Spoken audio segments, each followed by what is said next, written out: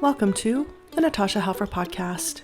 To help keep this podcast going, please consider donating at natashahelfer.com and share this episode. To watch the video of this podcast, you can subscribe to Natasha's channel on YouTube and follow her professional Facebook page at Natasha Helfer, LCMFT, CST-S. You can find all her cool resources at natashahelfer.com. The intro and outro music for these episodes are by Otter Creek.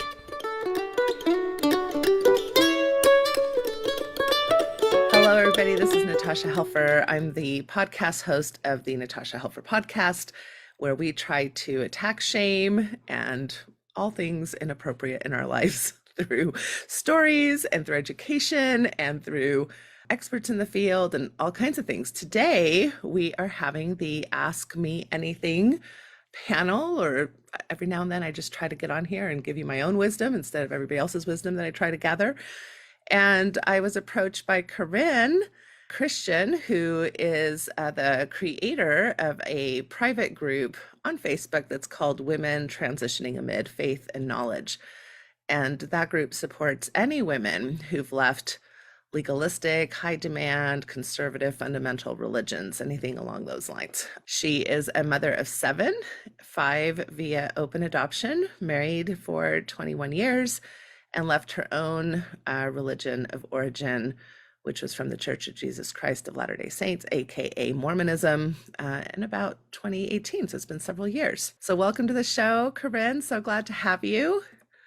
Happy to be here, Natasha. And I approached you I think it was in our group, and then you messaged me later and you said, hey, do you want to do a Q&A? And I was like, me? Yeah, sure. So thank you. Happy to do it. Well, yeah, I think you had some questions and I was like, well, let's help a lot of people as we answer questions. So I love it. So that's we did great. gather a lot of questions from the women in our group, and Good. They're all over the spectrum. So it's going to be a fun ride. So before we get on the questions, tell us anything else you want us to know about you and also this group. And if people are interested, I know it's private, so tell us a little bit about how that works. Yeah, you can access the private group through Natasha or anybody else in it. We're just keeping it safe, and it is a place for people with vaginas and vulvas who've had a lived experience as a woman in their youth, especially, and growing up, and they have come out of any of those extreme religions. And it's just a safe place to land, and also primarily focused on growth. What's next? Because a lot of us have a lot of struggles trying to find identity and belonging, answers to questions, safe places to just have a voice and find ours. Exactly. Perfect. So if you're listening live, feel free to ask questions or comments yourselves, add to the discussion. We always appreciate that. I'll try to keep tabs of the comments that we get on Facebook. And I think we'll just get started. Yes? Sure. All right. Yeah, let's do it. Going. All right. So my first question for you is, what advice do you have for single women who've left extremism as they rejoin the dating scene? Okay. That can be hard. And single women can be people, of course, who, have never really been partnered and are just starting to really maybe date in a very different way than they ever have before.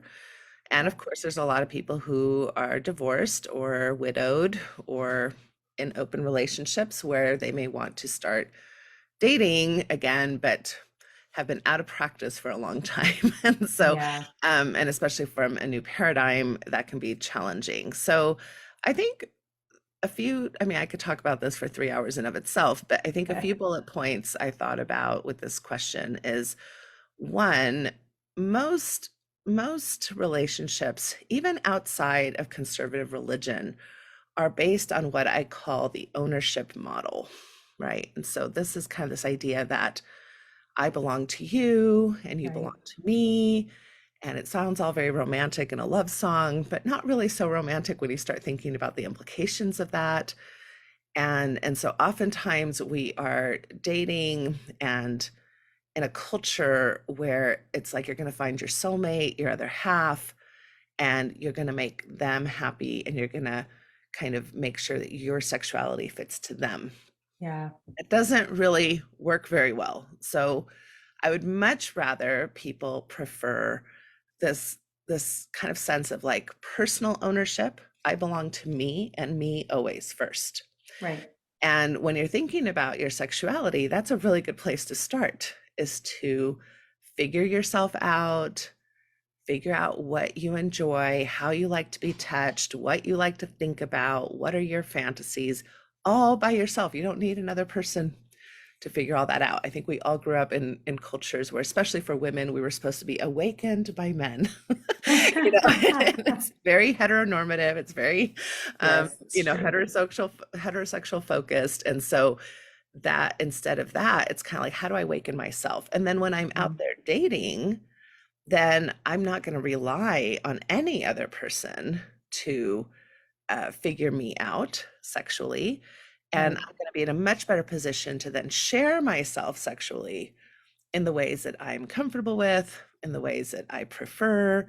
And I think, even having some scripts on some boundary talk, like remembering that, especially when you're dating, like I think consent is most tricky because Right. you're just starting to figure out boundaries with any particular person.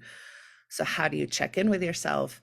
How do you feel comfortable to say yes or to say no or to say maybe or to say let's check in during certain times of any type of behavior, not just sexual, but even emotional work or being on a date with somebody where maybe halfway through you're not feeling comfortable to finish the date, etc. So, I just want to say that as religious, traditional women, we have usually been socialized to accommodate others. Absolutely. The Accommodate, approval seeking is strong. yes.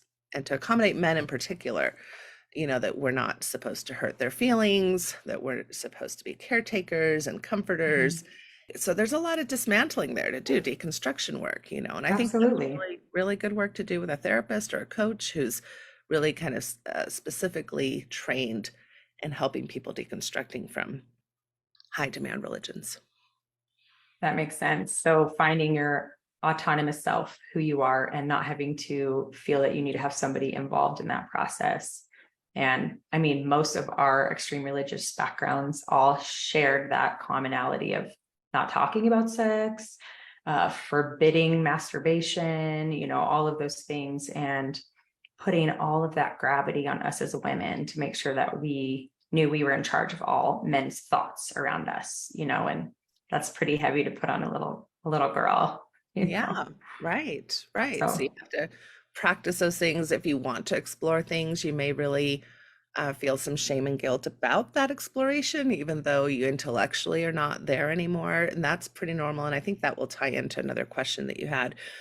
But I think yes. that even the allonormativity and amatonormativity that we have in our culture, which those two things mean everybody should want to be in a relationship that's loving and romantic and long term, and everybody should want to have sex.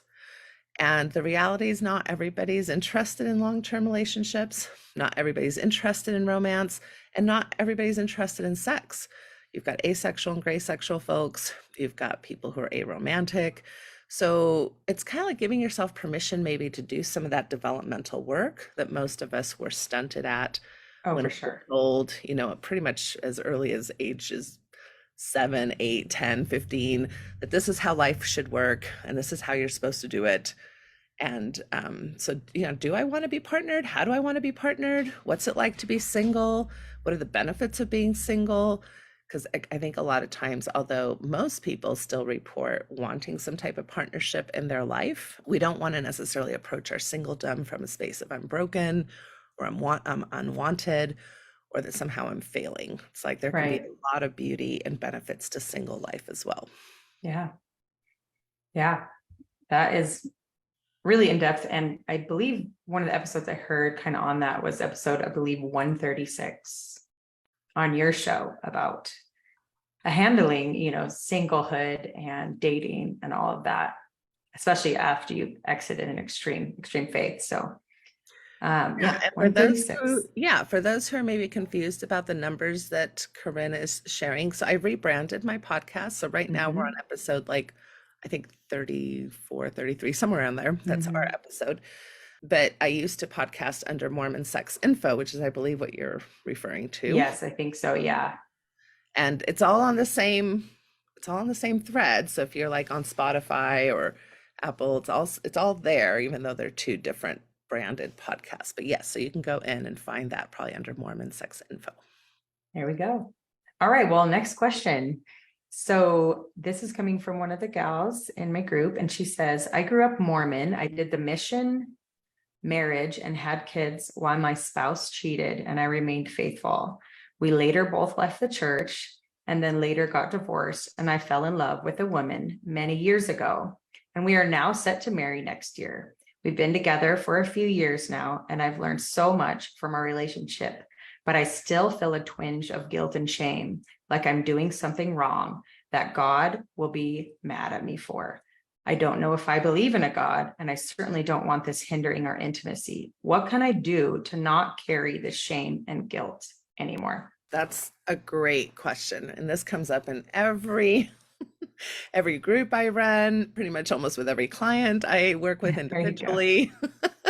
It comes up a lot. So I've come up with a little quip that's called Give Yourself a Pep Talk. And I'm going to tell you what Pep Talk stands for. As a good person who comes from religious backgrounds myself, I have to come up with solutions, right? Yeah. All the answers we know. Sometimes we just need to sit in mindfulness, but I'm going to try to give you a little bit of a solution for you to be able to try to think through unwanted and inappropriate, sexual shame and guilt.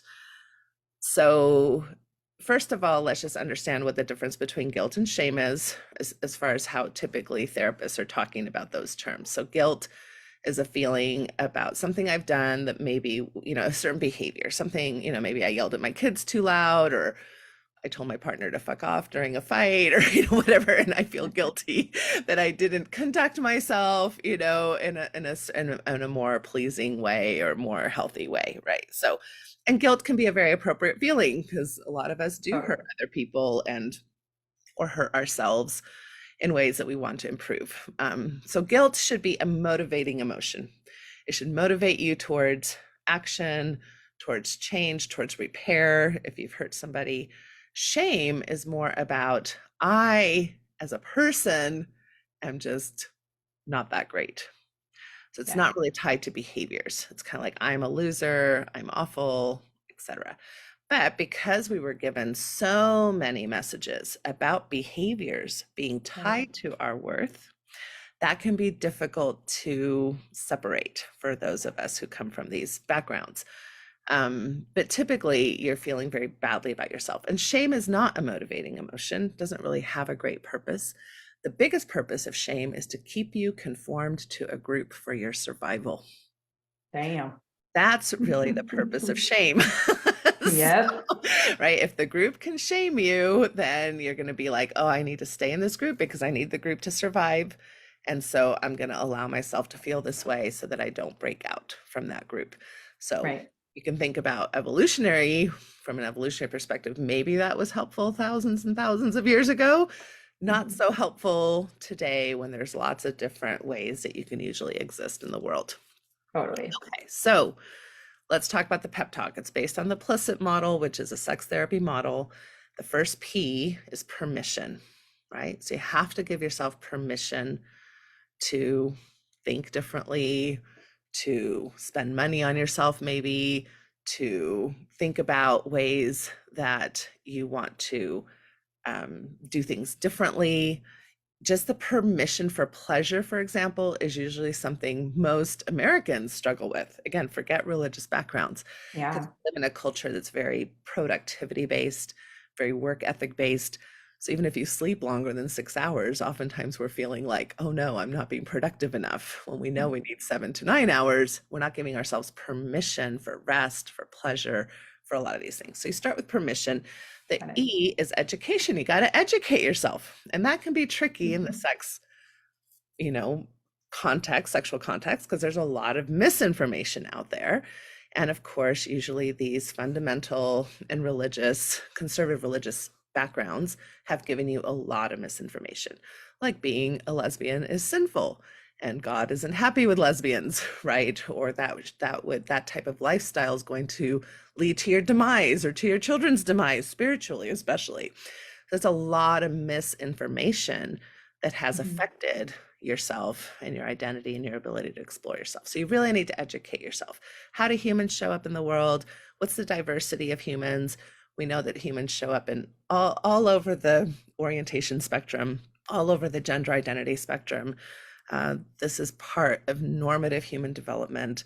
What are the developmental steps that are appropriate for you to go through when you're a kid, when you're a teenager, when you're an adult? So start educating yourself from sources that you can trust, people who've been trained, people who have certain types of credentials behind their name, because not all credentials are great either. This is why it's tough for the public to know, like, who are the people we can trust. And in the sex therapy field, I would plug ASECT, which is where I was trained, and that's the one credentialing organization in this country that will credential sex therapists in a way that a very diverse group of body has decided this is what people need to learn. It's a one-person program, which I'm always like, beware of one-person programs. So the third P, which is where really the rubber hits the road, is practice. And I kind of love that this person said she feels twinges. It's been a few years. I'm guessing that she has already felt a visceral difference when she first started exploring this relationship with this woman for the first time versus what she feels now. I'm guessing that guilt has dissipated in frequency and in intensity. It's still there, it's still bothersome, but it more than likely has reduced. And that's because we do get desensitized from the things that we feel guilty about. In some ways, what's funny about this is that the churches usually told us this: don't do naughty things because you will get desensitized, and then it'll be easier for you to do those naughty things. And I'm telling you, that's exactly right. They're correct. And it's actually part of the healthy way to practice the shame out of your body. When you've been in an environment that's been shaming your sexuality for decades, it's going to take at least a year to deconstruct a decade of shame. There we go. 30, 40 years old. This may take 3 to 5 years to get it to the point where you really don't feel even that twinge. And even that twinge may show up in ways that really surprise you here and there. But that's because of all of that wiring that you've had to deconstruct. So the T, the pep talk, so the T on the pep talk is just talk. So therapy, support groups, friends that are trusted, people you can talk to that are also experiencing these things, so that you can not feel alone. And there's something really powerful in having a group or another person that validates your experience. So that's the pep talk answer to how to get rid of that nasty shame. Nasty shame. Well, and that's, the same root behind why I started the women's group that it is, because we all still, as humans, need that sense of belonging, a sense of camaraderie with people who understand what we've been through or what we're going through. So I think that's great. Thank you for letting me know about that. I didn't know about the pep talk before, and I'm constantly learning. Yeah, it's just something I've come up with to kind of, help people remember those things. Yeah. That's great. All right. Question number 3. This is a fun one. When I'm having sex with my partner and thinking about someone else, and in parentheses, anyone, real, fantasy, doesn't matter, do I need to share that information with my partner or just keep it in my head? Yeah, this is a great question, which again goes back to that ownership model I was talking about at the beginning. Most people who come from conservative spaces have a sense of sexuality that everything belongs to my partner and everything about you belongs to me. So that includes your thoughts, that includes solo sexuality like masturbation or the reading of erotic literature or the watching of sexually explicit materials. And this is why, this is why in a lot of cultures, people are having quite a bit of distress and even trauma around things like the pornography dilemma. And we have a lot of, especially as women, we have kind of this wound that gets mixed in with all of this, which is that it wasn't that long ago that we were property. Oh, We, for sure. we were For sure. property. And a lot of how our worth was seen is, do you have a dowry that's worth something? So do you have money, or do you look attractive? That's really the two ways that women in this property context were able to have a good catch. And so when you think about that, we have been taught to be most competitive with other women, because if another woman is sexual, another woman is sensual, another woman has more maybe access to resources than we do, they're probably going to get the man that I need to survive. That's kind of wired into us for millennia. Yeesh. So when you mix that with this ownership model, a woman can feel very threatened if her partner, lesbian or heterosexual or whomever, it can feel very threatening to have somebody even find another woman attractive. Right. To have, a wandering eye per se. So we have very little like sexual resilience. Men have this issue too in other ways for other themes, but I'm not going to talk about them right now. So I think most people lack in what I call sexual ego resilience, because we've been taught to kind of be butthurt by a lot of things. Oh, you think that person's attractive. Oh, you think that they have a better body than I do. Oh, you think that they're more able to do sexual acts than I can, or the I'm not enough model. Right. Absolutely. Very alive and well, unfortunately. Yeah. So I think when it comes to fantasy, so my thoughts are this. We go back to that. I belong to me. My brain belongs to me. What I consume into my body is my choice. What I consume into my brain is my choice. That's a very different model, especially when it comes to solo sexuality, things that I do on my own, whether or not I touch my body, when I touch my body, what I do to get aroused while I touch my body. And of course, some of these things come up in partnership too, right? So I may be having a sexual encounter with another person, and all of a sudden my mind may wander, or I may actually kind of rely on some of that fantasy to get where I want to get with this particular partnered sexuality. And so I suggest a few things. First of all, when I work with couples, I suggest that we really look at what you two think the sexual contract is between the two of you. There's a lot of assumptions. Contract. Wow. Right? A lot of assumptions. And I don't mean like a real formal contract that you sign necessarily, but like what are our agreements? Agreements, yeah. What are our assumptions about how we're doing this? And am I going to be hurt if you're thinking about something else? And do I have a right to that pain? And why or why not? And how do we become more autonomous while also more connected? Because usually these things actually, the more autonomous you can be in a coupled space, the more intimate you're actually going to be. If you're just controlling and monitoring each other and being really upset when that other person shows up in a way that makes you uncomfortable, the less intimacy there's going to be, and the less honesty.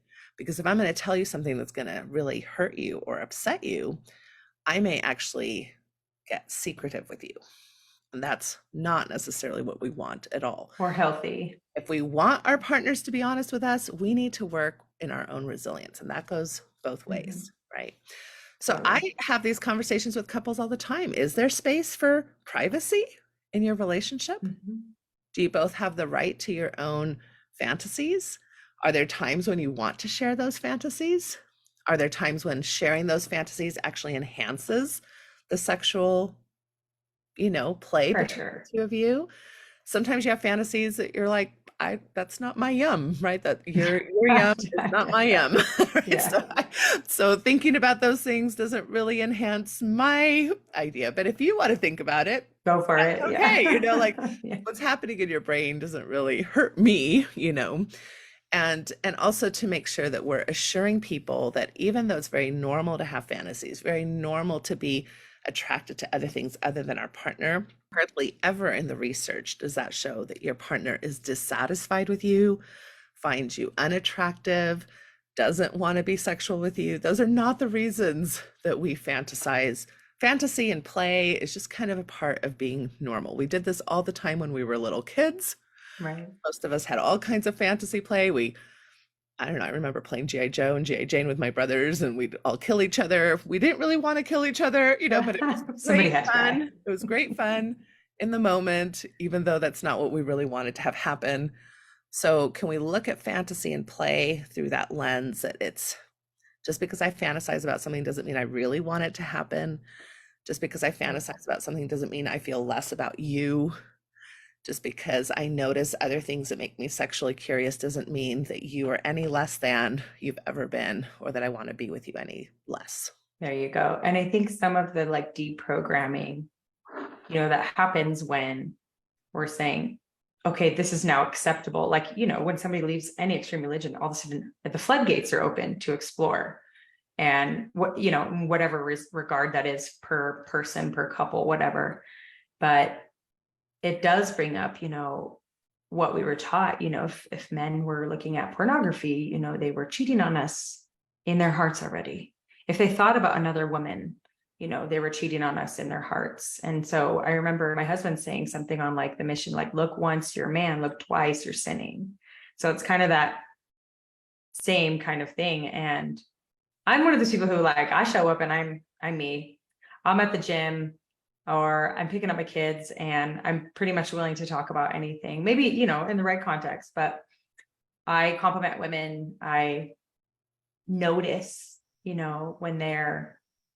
I see a woman, I'm like, wow, she's really beautiful. Or I'm like, wow, she's got a really nice butt, and I think that comes with over time, like you said, you become secure and resilient, and you're able to look at everybody just as they are, as the beautiful humans that they're showing up to be, and not worried about, does this make me less of a person or less attractive, or, less for my husband. But generally we're always enough, and I love the works of Brene Brown. I studied all of them except for her most recent book, all the guilt, shame, and vulnerability, and learning to process all of that was one of the things that helped me as I exited the Mormon faith and essentially got new feet. I really had no idea who I was. So thank you. Thank you for answering that. And thank you for saying that's okay, Yeah. I think if we can just do a practice of anything that feels threatening to us, maybe because a certain person is presenting erotically or sensually or differently than we are, can we start looking at that from an abundance perspective instead of the pie model mentality? And just be able to celebrate each other. Can women start celebrating other women? Absolutely. And I think that's a powerful thing when we can. We spark other people when we can say with a genuine compliment something about them, like, oh, thank you, I think being recognized and validated when you're not even looking for it it's pretty awesome, Yeah. And I'll just say one last thing. I mean, the media does a really kind of awful job of making one type of body kind of the sexual ideal, and that tends to be, in our country anyway, it tends to be white and kind of European looking and young and a certain body size, certain butt shape, like certain breasts shape, certain butt shape. Even in mainstream pornography, certain labia shape, whereas when really our labias differ in many beautiful ways, just like penises do. They don't all look the same. Nope. So it's interesting. So it's not uncommon to look at somebody who maybe we think fits more that ideal and start feeling that threat or that comparison. And what we really need to be doing on a regular basis, because we're bombarded by these images daily, whether it's magazines, TV, billboards. So it really has to become like an intentional practice to see, like, okay, that maybe is beautiful. And so is this, and so is that, and so is this other, and so how do we show up as people of size, or people who are brown and black, or people who have different heights, or different body types, people who have different disabilities, right? These are all the ways that we all have a right to feel sexual, to be sexual, and to be the primary sexual object in our own lives. There you go. That's great. I mean, it's really, my husband just got the benefit of me fully loving myself and becoming that autonomous person. It was like, I am a totally different person, not just in our intimate relationship, but really and that's why my group is about transformation and transitioning. It's about getting your wings. You were stuck in this little cocoon for so long, be it sexual, be it spiritual, emotional, all of it, and then when you come out, and my husband's like, this is just a benefit, like a side benefit, is that you love who you are and you show up differently in our relationship. So it's been good for him, and he's a good man. So I got really, really lucky. Yeah, that's wonderful. I love it. Oh, okay. Number 4. She says, I grew up Mennonite and I was betrothed at 16. I knew nothing about sex, had no instruction on my menstruation, my body parts, or anything. I escaped that over 10 years ago, but still struggle with liking or enjoying sex because it was obligatory. Where can I start to correct this and someday enjoy sex? Yeah, that's a a tough really one. heartbreaking. That's I a know. heartbreaking comment on many levels. But it's really not uncommon. It's not uncommon, right? Because there you can see how pleasure was really directed towards probably the male partner. Mhm. And in a lot of these religious traditions, the female is really considered the gatekeeper of sexuality, right? So we get a lot of messages like, be a dutiful wife. Part of your duty is to keep your husband happy. You don't want him to stray, right? You don't want him to go elsewhere. So if you, I guess, make your vagina available on a regular basis, that won't happen, which is not even true statistically, I that know. most people who are having affairs are also having sex with their primary partners. Oh boy. Right. So this Go is get tested. this is not statistically, correct. And yeah, there's no really understanding or skills on how to even navigate coupled sexuality in many of these cultures. In many of these cultures, the idea is healthy sex is married sex. So as long as you're married, Oh, that's so true. we've checked off the box and off you go. So we get a lot of fear-based sexual education before we're married, but then after we're married, there's no real education on how to have Like, good luck. marital I mean, sex. Right. yeah, the interview was, I don't, in the Mormon bishop interview was, I don't need to know what's happening in your bedroom as long as you're both happy. And I remember sitting in there and being like, wow, we should really ask maybe some other in-depth questions just to see if women are being abused or, not treated well. Right. But you're right. We were taught to be subservient and be available and keep our man happy. So then what happens a lot of times is that women in these cultures are really kind of approaching sex from this kind of duty perspective, expectation perspective, gatekeeping perspective. It's my job to kind of keep the man in check. It's my job to offer the right type of sex. It's all very male centered. It's not about me. It's not about me. Yeah, it's about keeping God happy, about church happy, about the man happy, and so we have to go back to that pep talk where you really have to give yourself permission to make sex about you. Yeah. You have to give yourself permission for that. And you have to find the pleasure in it. So I did a podcast with Dr. Cami Hurst, who is part of her getting her PhD. She did incredible research on duty obligatory sex, because again, this is not necessarily non-consensual.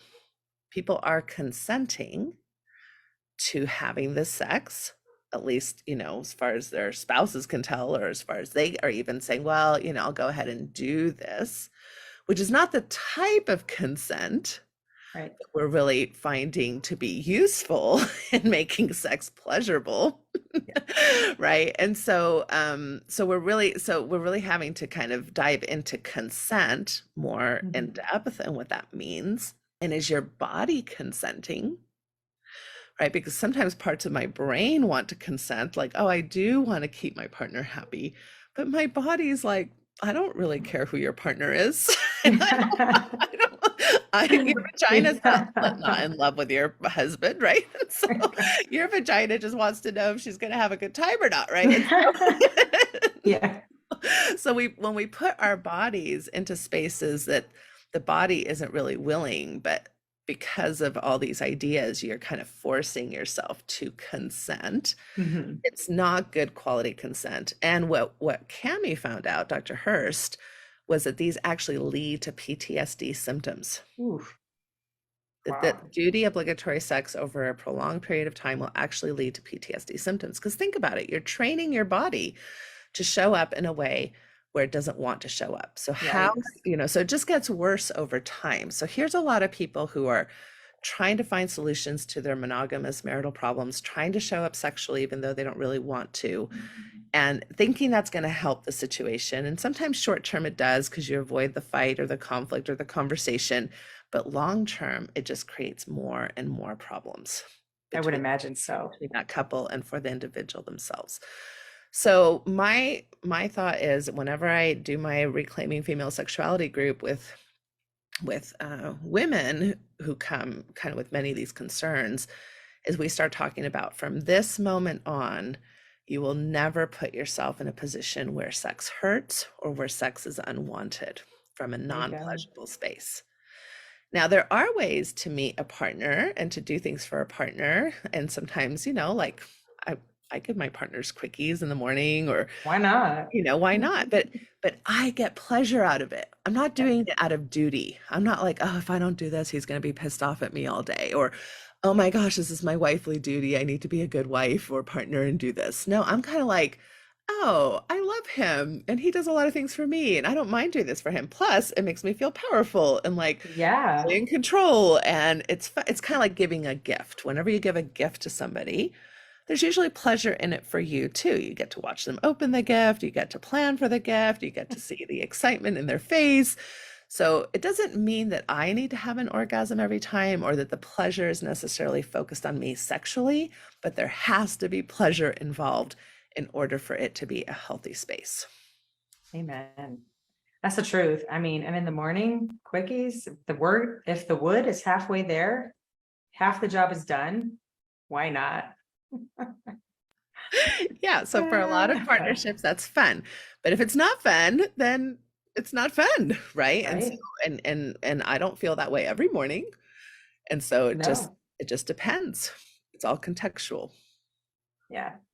That's great advice. I feel like I got really lucky with my spouse, who is such a giver and such an open person that yeah, I actually only found out last spring that women faked orgasms last spring. So Oh, at the wow. end of the school year, we Yeah. had a talk with women, and it was just a group of girls together, and they're like, oh yeah, don't you ever fake it? And I was like, well, why would I want to do that? There's nothing in it for me to fake it, and then I went and looked at the research, clinical research, about how many people fake orgasms, and reasons why. And I was just floored. For the next 2 weeks, I could not stop researching it because I was like, there is nothing in it. There's nothing in it for the person faking, I was just floored. So, and then they're like, well, you must, have a pretty healthy sexual life with your husband. I'm like, we do, but I just didn't see that. For me, I didn't have that in my life, the obligatory, if I wasn't in the mood, I just tell them like, hey, I'm not really in the mood. My head's not there. And, sometimes that means come back in 10 minutes and see if the mood changed, but for the most part, I just feel like pretty blessed that I didn't have that experience. But now also, like you were talking about, it's pleasurable for me, for my husband to have an orgasm if I'm not really in the mood, and I want to make sure that, we're both ready and willing for that. I'm definitely not going to do something just because he's feeling the need. He also has his own body and can take care of things, Yeah, right. Exactly. We should be able to take care of ourselves sexually so that that impetus isn't necessarily always on our partner. And then when we do come together as a couple, then that's this beautiful kind of sharing, Yes, idea. absolutely. Yeah. Yep. Exactly. But as far as faking orgasms, the number of people who identify as women is very high. I think it's up in the 80th percentile of Ooh, women who have, at one point or another, for a variety of reasons, faked an orgasm. And the number yeah. isn't that low for men either. It's about 30% or so will say that they have faked an orgasm at some point. And usually the reasons why are, one, they wanted the experience to be over, or the other reason is because, again, they didn't want to hurt their partner, So this idea that, like, oh, if, they want me to have an orgasm, they want me to be pleasured, they don't want to feel like they can't get me there, so I'm just going to fake it. But to your point, when you fake orgasms, you're really teaching what doesn't work. Yeah. Yeah. That's so true. And I've had partners feel very betrayed by this, like, oh my gosh, I thought for the last 10 years we were having a really wonderful time and that Oh man. my partner's pleasure was being, prioritized. And now I come to find out that's not the case at all. Oh, that has to feel hurtful. Okay, what else do you have for me? All right, next question. Another gal I know is walking into an open marriage, polyamory, which you talk about a lot on your podcast, as a last-ditch effort to see if their marriage will work. And she and he are good either way. So no matter if they get divorced or not. Do you find that as sound advice or a last-ditch effort for somebody to stay together? Just curious. Yeah, there's a lot of ideas about this. I know that even I used to say, oh goodness, don't open up your marriage until, you have a really good foundation between the two of you. But I've really kind of changed my tune on a lot of that. It's so interesting, the ways that we kind of limit ourselves from different possibilities and opportunities just because of what should or shouldn't happen. Who gets to decide when your relationship is healthy enough to be able to open your marriage anyway, right? How is there a healthy meter that any of us are at? Plus, I think too that people, in our current culture, we have a very binary culture. You're either happily married in a blissful soulmate type of way, or you get divorced. And usually that's pretty toxic. And I think that's very unrealistic, Right. especially if you're planning to live, the 50, 60 years we can live with a partner now if we get attached in our early 20s. So I think that there are a lot of people who, we don't talk about this much, who are already in open marriages, that we don't really talk about it like polyamory or open marriages or non-monogamy, but they've drawn apart a long time ago. Maybe there's an understanding that there's a mistress or a lover, but because of their finances or their assets or their kids or their family life, they just kind of ignore those things. And so it's not necessarily what I would consider ethical non-monogamy, where everybody's like talking about it in a healthy, robust way. But if we don't think that this is happening in our culture, it's happening. It kind of falls more under infidelity, right? Or at least like kind of assumed infidelity that we're kind of putting up with. So I'm always a very big cheerleader or supporter of finding creative solutions to very complex problems. Divorce Right. is highly costly, highly costly. And I'm not saying people shouldn't do it. I'm divorced myself. Yeah. There can be a lot of freedom and a lot of, second kind of chances with divorce, which is fine. But there also can be a lot of sadness. Financially, it's usually a disaster for both people. There's complications with kids. I'm not a big fan of staying toxically married for the kids, because that's hard for kids too. But Absolutely. oftentimes kids struggle at some level or another with divorce too. So I think a lot of people can look at open marriage as a potential. And there's different types. I think a lot of times people think, oh, if I'm in an open marriage, that means I need to be super connected to my spouse and super connected to the other people I'm with. But for a lot of people, just an agreement could be, we are no longer romantic, we are no longer sexual, but we're good business partners, or we're good co-parenters. I know a lot of people in mixed orientation marriages do this, or at least do this for a season while they're still wanting to raise their children together. And especially coming from religious cultures like we do, mixed orientation marriages are not uncommon, because you weren't allowed to be gay or lesbian or bisexual or transgender. And so then as you kind of fall into the identity of those things as you grow older, you're already heterosexually married, right? In this little box that everybody said you had to stay in. So a lot of times couples get very lovingly creative as good friends, but they're no longer romantic or sexual themselves, but they are in an open marriage where they can be romantic and sexual with others. So yeah, non-monogamy is a wide box. It can meet a lot of different needs for a lot of different reasons, and it can be agreed upon in ways that the primary couple still stays connected in certain ways or not. And I think it is a good alternative to divorce. So I would say if they're thinking divorce is probably an option anyway, why not? Why not try some of these things before you go to that very extreme decision? Right. And I see like what you're talking about, it's very costly. Like it's very, the hesitation for divorce being so costly. And, if you're kind of already on that path, if people are already on that path, I mean, like you said, I don't look at, I guess the way she approached it was like last ditch effort. I was like, maybe that just should have been, like you said, the creative solution to see if that is what keeps us co-parenting, even if we're not going to be as intimate of partners, Yeah.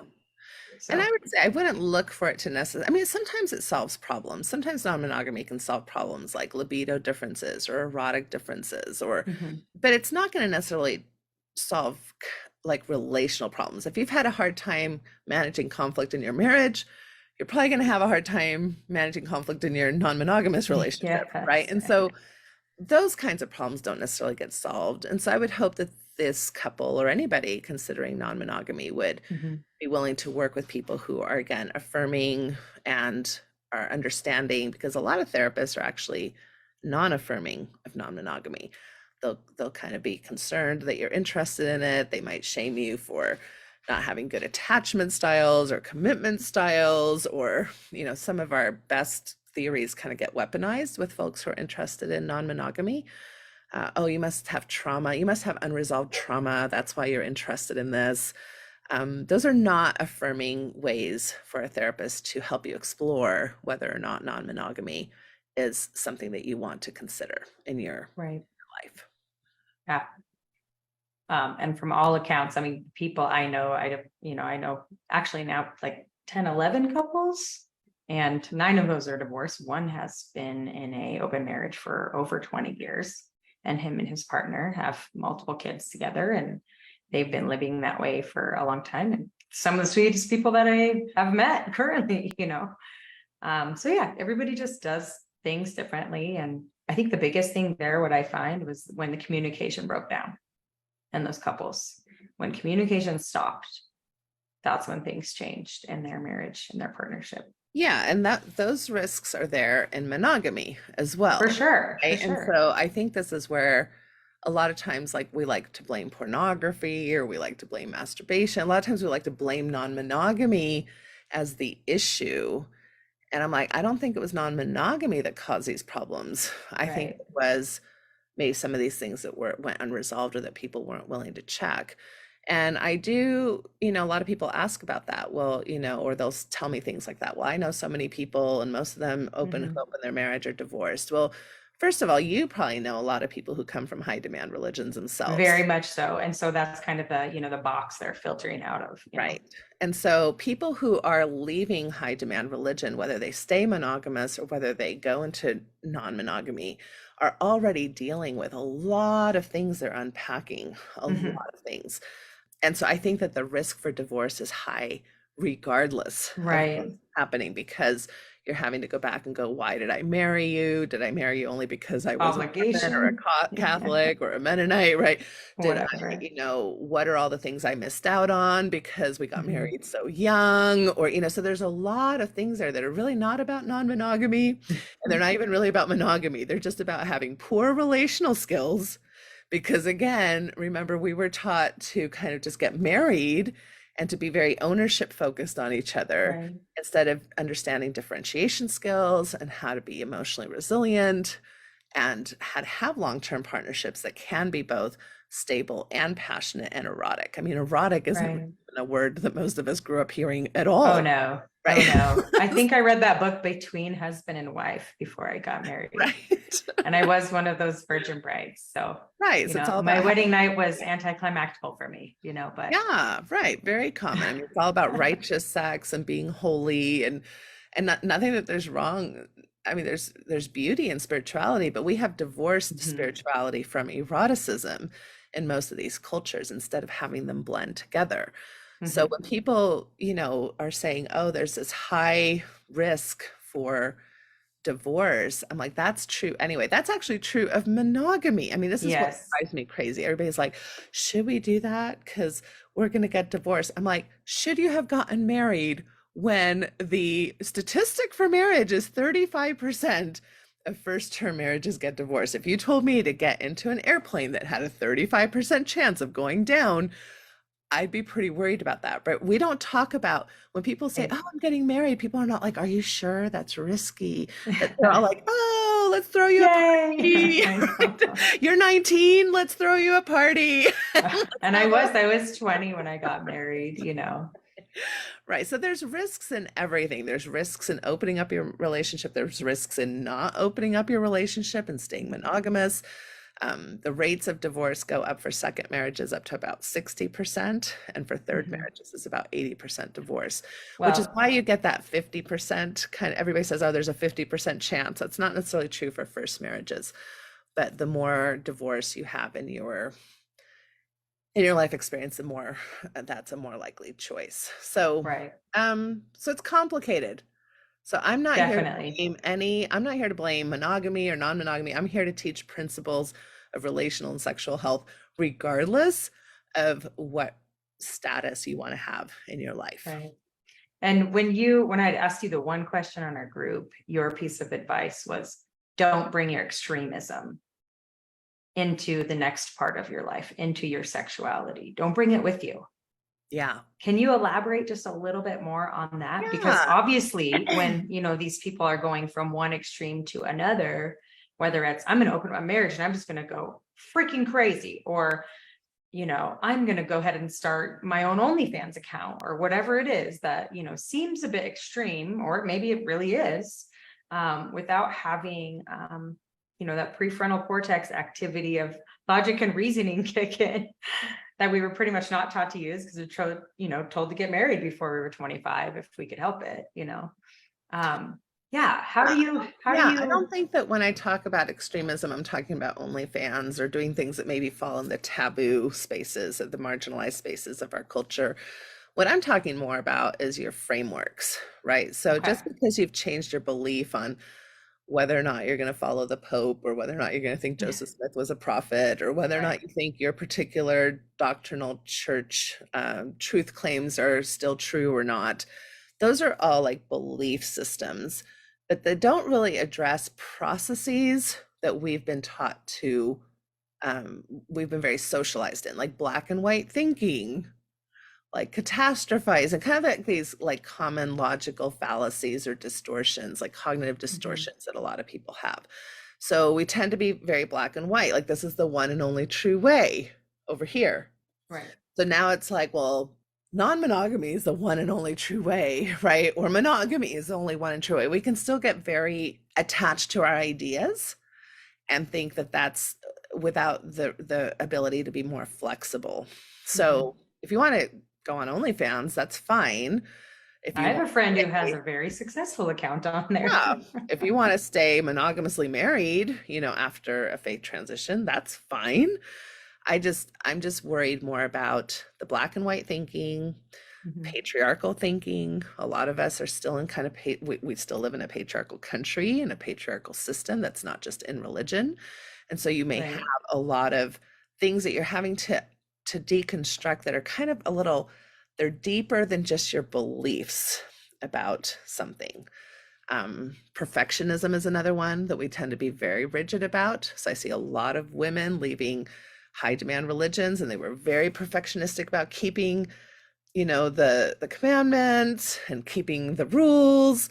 But now over here, they're very perfectionistic about their diet or their nutrition or their, how they're raising their kids. So perfectionism hasn't been deconstructed, just how they're living perfectionism has changed because their Right. beliefs have changed. So that's what I'm talking about when I'm saying extremism. Got it. So they've dumped your energy into something else and focused primarily on whatever that other thing is. Yeah, right. Yeah, Right. it's crazy. So It regardless of happens though. lifestyle, regardless of how you want to explore your life, I would want you to be thinking about, okay, but where have I been really, socialized and wired to think a particular way? Right. You can see that in politics, you can see that in Oh advocacy. yeah. You can see so really good things. People that are very involved in actually what we'd consider, nonprofit work, very admirable. That it can still get wonky with black and white thinking Oh, for sure. and perfectionism. For sure. Yeah. Okay, so another question is, what is the best form of intimacy anyone can have? And is there a one best form? I love this. Again, according to certain therapists, yep, there sure is. It's my way. It's the way. This is something that, I really had to deconstruct when I started training to be a sex therapist, because even some of our best relational therapists that I recommend their books, like Sue Johnson and John Gottman, and will kind of have this kind of space or this bias that the one and true way to be intimate is to have one long-term partner, to have, kind of somebody that you commit to and have trust and have, kind of the generic monogamous type of ideal. And that doesn't fit everybody's ideal, right? So this really becomes an exploration of what you think intimacy should look like, how you value intimacy. I think that there's certain principles that are healthy, but intimacy isn't necessarily one of them. Not everybody wants intimacy or certain types of intimacy. Because again, we usually conflate intimacy with sex. Or intimacy with love. Or intimacy with love, right? So intimacy is more about being seen, being vulnerable, being authentic. Some people want that desperately with a friend or a lover or a life partner. Some people, it's like, well, I want that in certain ways. Like maybe I really want a lot of emotional intimacy in my life, but I don't necessarily want sexual intimacy. Or I really connect with people intellectually. There's like an intellectual intimacy that's very, exciting for me. And that's how I feel connected to people. And that's how I want to get naked, it's intellectually. Let's nerd out. Let's nerd out on psychology. Right. I love it. Right. So I really encourage people not to think, because again, this is where we get into that kind of a macho-normativity. Black and white. Yeah. Right. It's like everybody should want to be in love and everybody should want to find their one soulmate.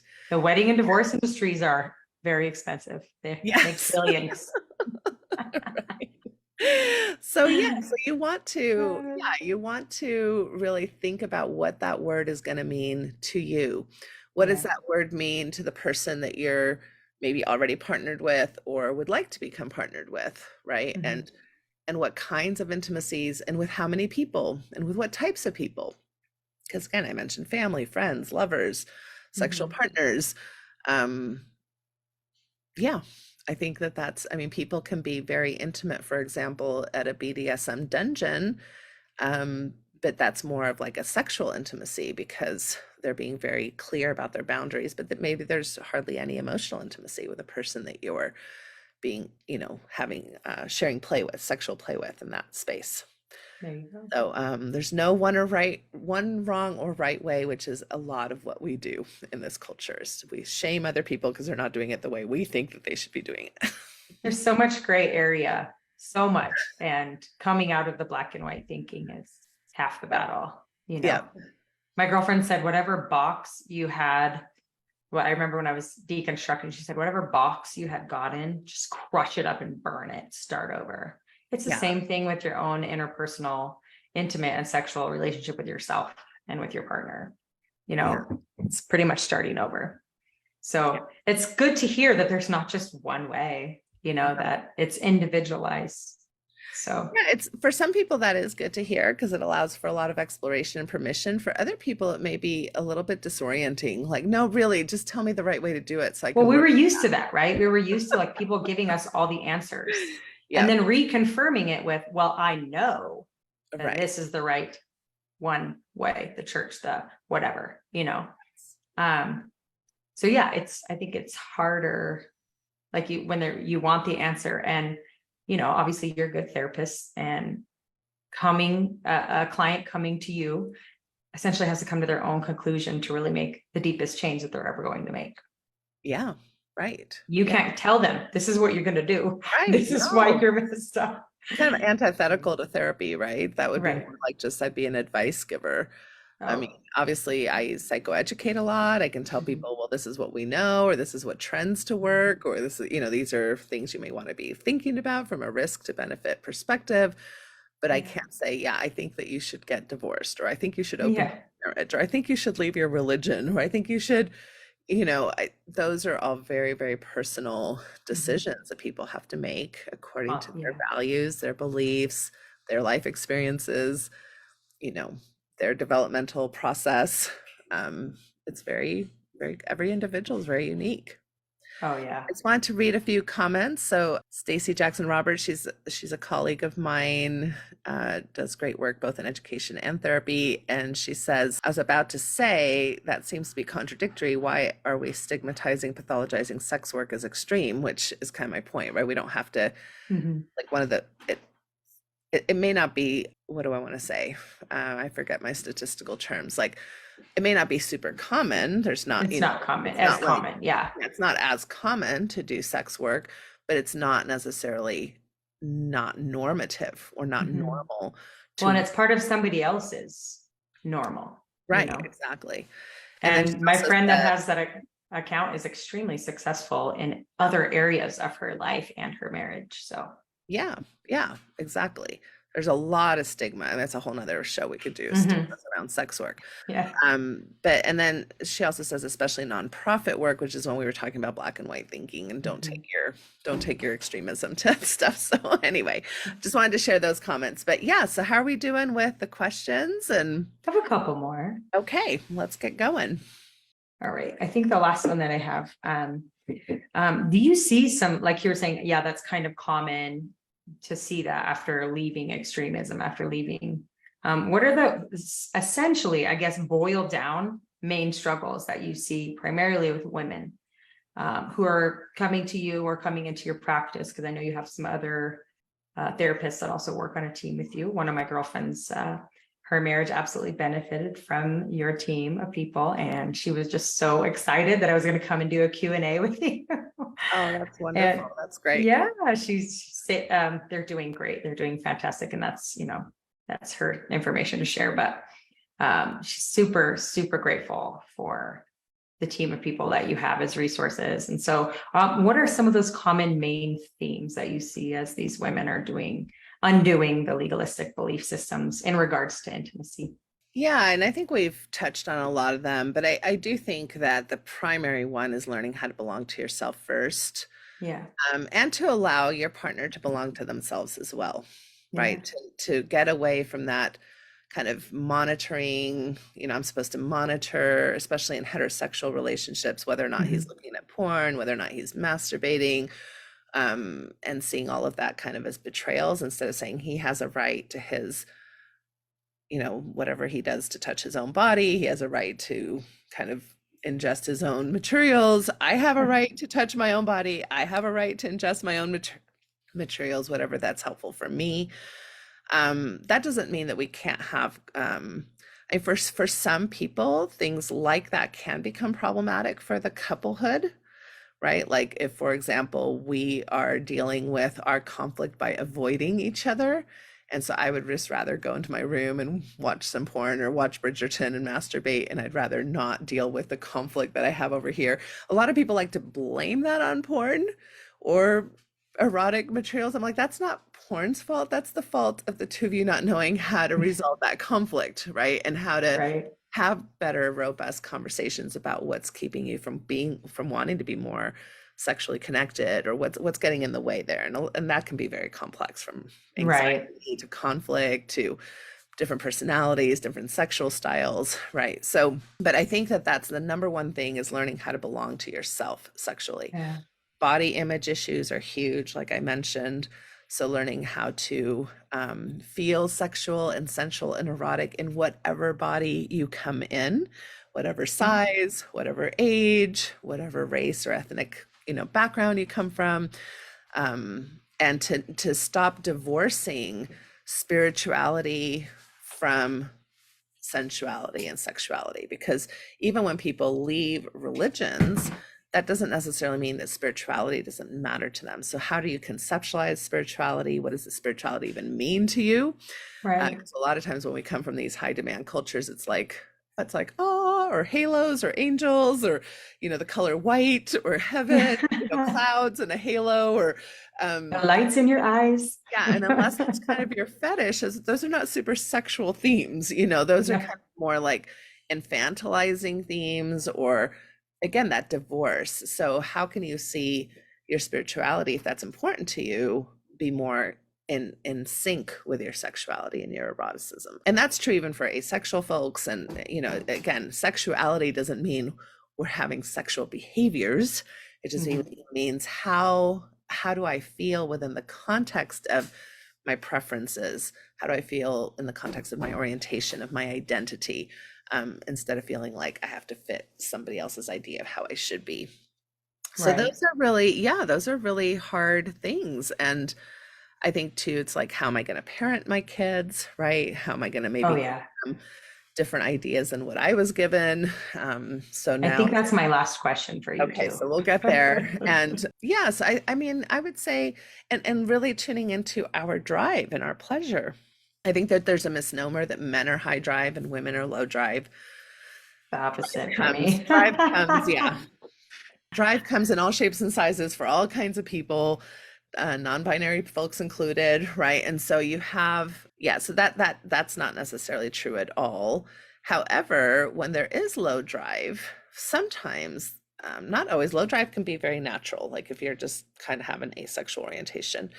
But sometimes drive is interrupted with, due to kind of some of this oppression, or, these shoulds, or even things like menopause or medication. I mean, drive is complex, right? For sure. And so you want to be able to really focus on what drives my pleasure, because once I'm more pleasure focused, then I'll see what impact that has on my sexual drive. Yeah. Yeah. And you said it earlier, you're like, my vagina doesn't know if it's, a toy or a partner or anything. Exactly, right. Well, and even women who come from these cultures are very perfectionistic, or very hard on themselves. They have a hard time relaxing. They have a hard time surrendering. And guess what you need for sex, for good sex, right? You need a lot of surrender. You need a lot of permission for pleasure. You need to not be all wound up on how you look, and if my rolls or my tummies or my tits look a certain way, right? And so it's a lot of things that you have to kind of get comfortable in your own skin, in your own identity, in your own permission. And that takes work, all of that, getting comfortable in your own skin and giving yourself permission to do so. We were raised as women to take care of everybody else first. Yeah, exactly. So that's amazing. Okay, so my last question says, coming from a mom, I don't have any clue on how to tell my kids what's appropriate and normal in regards to their sexuality, masturbation, etc. What advice would you give? Let's just say this is a new person, just barely exiting the faith. Yeah. What advice would you give for me to talk about with my preteens, and what books do you recommend? Yeah, there's a lot of good resources out there. I would start by educating yourself on what's developmentally appropriate for each age group, right? Because you may have, little kiddos like under the age of 5. You have that like 6 to 10, kind of pre-puberty, Mhm. kind of space. And you've got, depending on when kids are hitting pre-puberty, that can be happening anytime from 10 to 16. And then you've got, kind of 12 to 18 in regards to kind of like adolescent sexual development. So what does the research in sexual education have to say about that? Educate yourself on that. And there's lots of great ways to do that. Planned Parenthood has a lot of resources. Our Whole Lives program, if you have anybody teaching the Our Whole Lives program in your community, usually through the Unitarian Church, they do an excellent job with sexual education and sexual education resources. There's a great book by Al Vernacchio called For Goodness Sex. That's for parents. I always like to talk about the book It's Perfectly Normal. That's a good book for you to go through. Great name. Right? And then, yeah, It's Perfectly Normal. It's kind of geared towards kids that are about 10-ish, somewhere around there, 9 to 10. So go through all those materials yourself, see how it fits with your values and your ideas and what you'd want to share with your kids from all of that.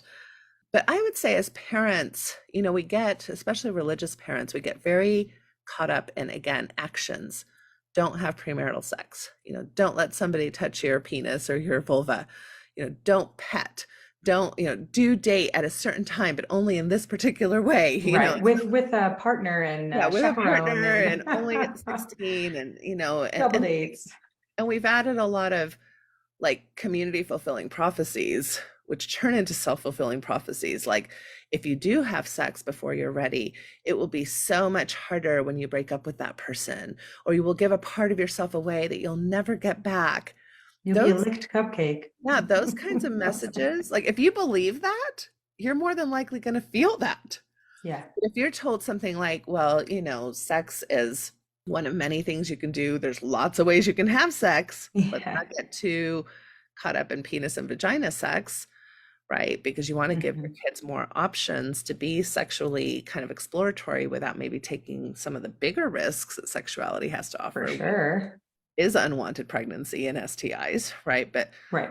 Levi Lovin, why can't we call that a type of sex, jamming. right? In fact, we were trying not to count it as sex. Those are ways that we could be sexual but not feel as guilty about it, right? So you've got all the loopholes religious kids come up with, including anal sex and including, oral sex is a way that people can feel like they keep their virgin status. So we really want to get away.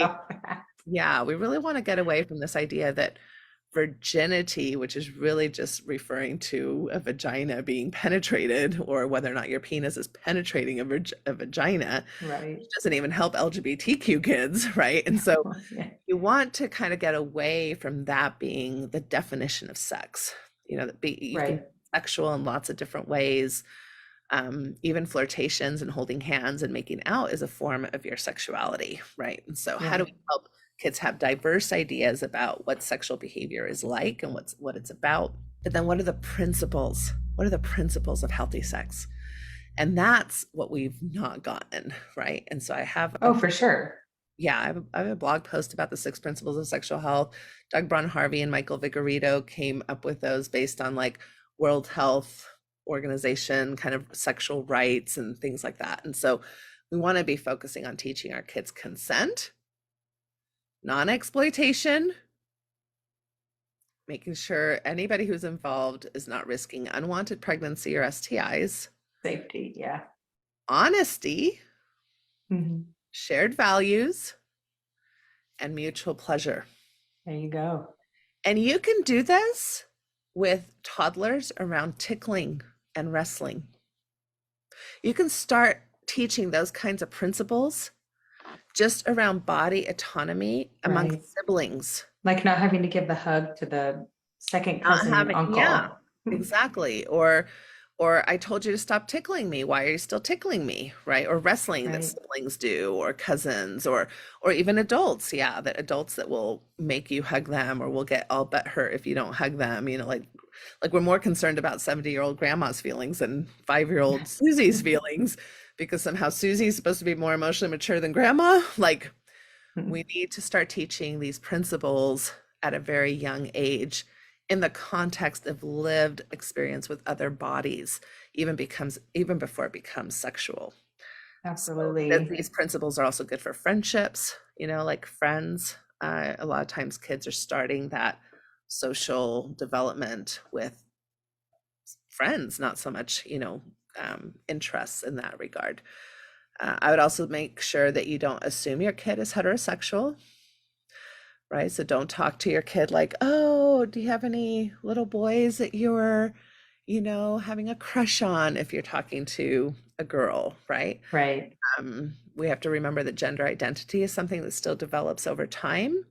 And let's not assume that people are going to have certain types of crushes or interests, or even that they're going to have an interest. Totally. Like they're 14. Oh, are you into boys now? Are you into girls? And maybe that kid is kind of gray sexual or hasn't developed in that way quite yet. Mhm. And we don't have to shame them for having lack of interest or hyper interest in those things. Like, oh, you're boy crazy. That's another way of like, no, it's like she's sexually curious. No. Or he's sexually Well, curious, it's right? And part of normal development. yeah, these you know. kids are going to show up with different drives and interests and curiosity, just like we as adults show up with different drives and interests and curiosity. So I think a lot of that too was the grooming. We were groomed as young girls. We were putting on these white wedding dresses at like 12 and 14, in these, religious activities of preparing to marry a worthy temple recommend mission, return missionary. And who do you like? And, ooh, are they mission material? Are they going to take you to this, celestial heaven that we were groomed to think all of those things. And I'm in the middle of reading Sarah Westbrook's book, Trauma Bonded, and seeing as she's written these things out, it's like, yeah, no, our parents were doing that. Like they thought it was what was best for us. So you just, remember they were working with the tools that they had.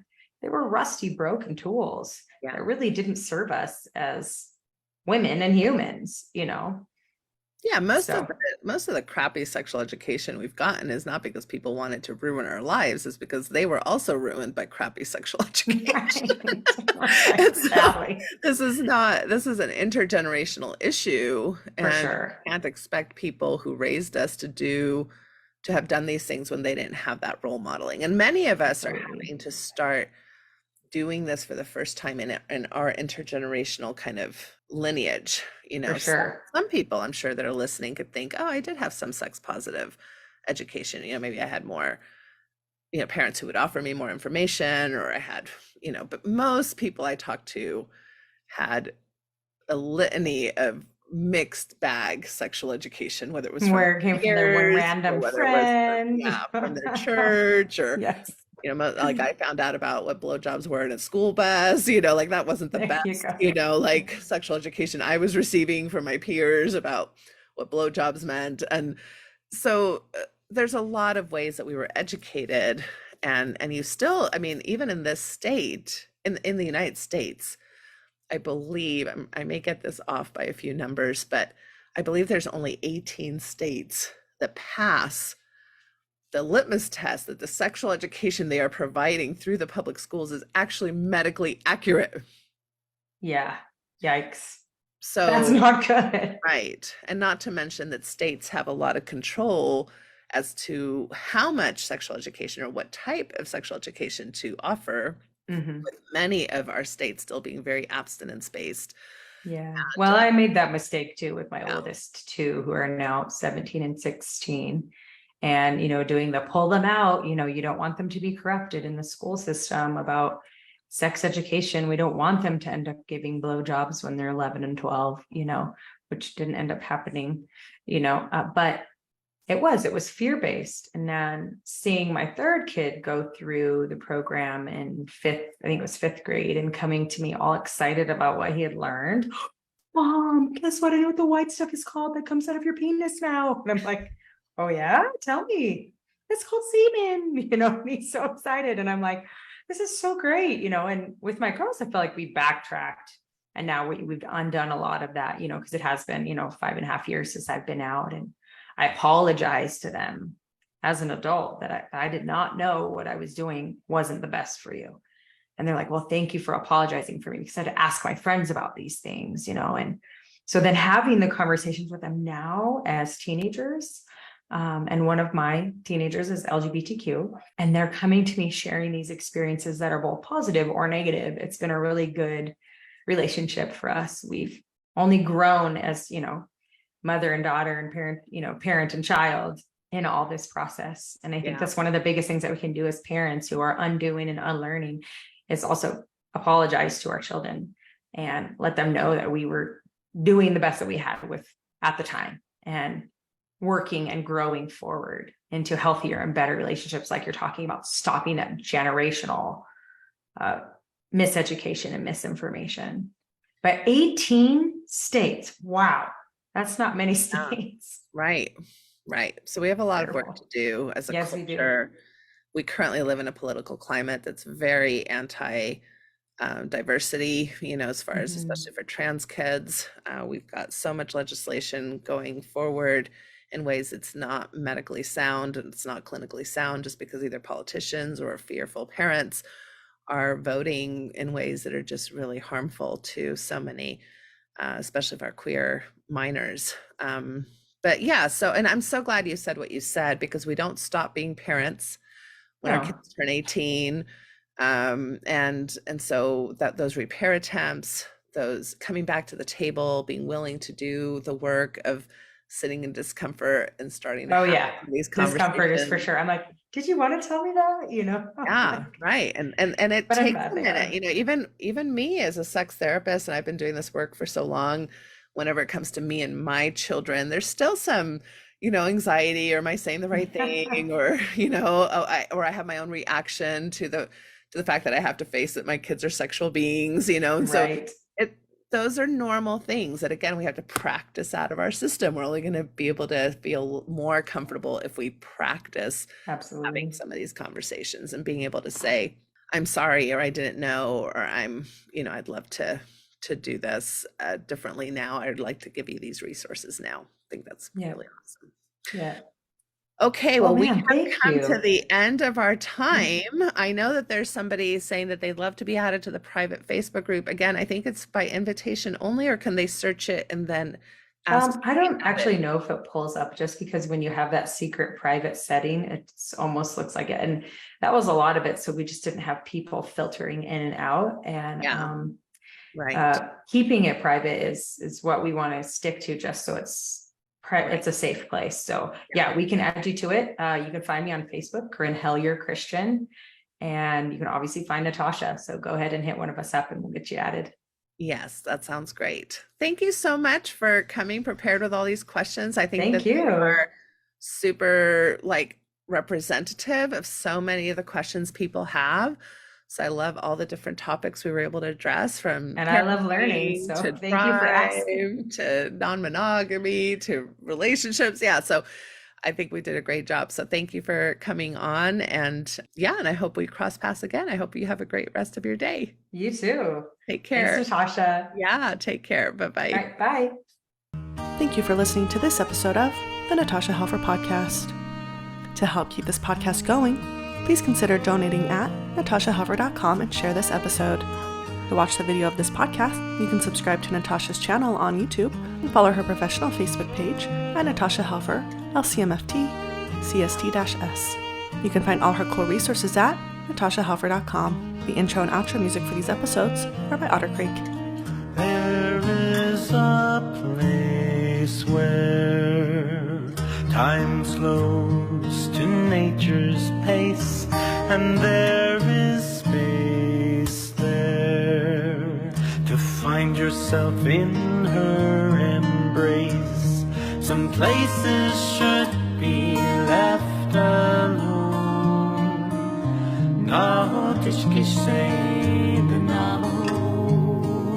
So we can always go to the homeland of the heart.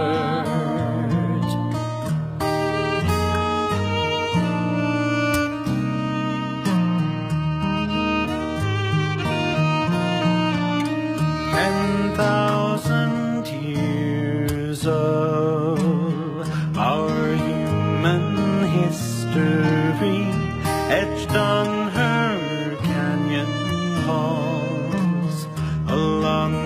hide Earth's mysteries. Some places should be left alone. Naughtisch geschieht so we can always go to the homeland of the heart, to the homeland of the heart.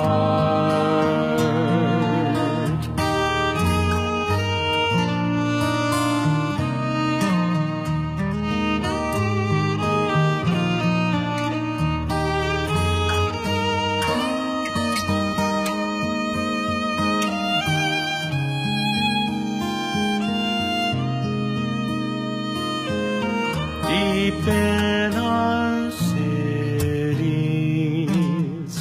we sleep without her stars, yet still her presence sustains us from afar. Some places should be left alone. Naughtisch geschieht so we can always go to the homeland of the heart, to the homeland of the heart, to the homeland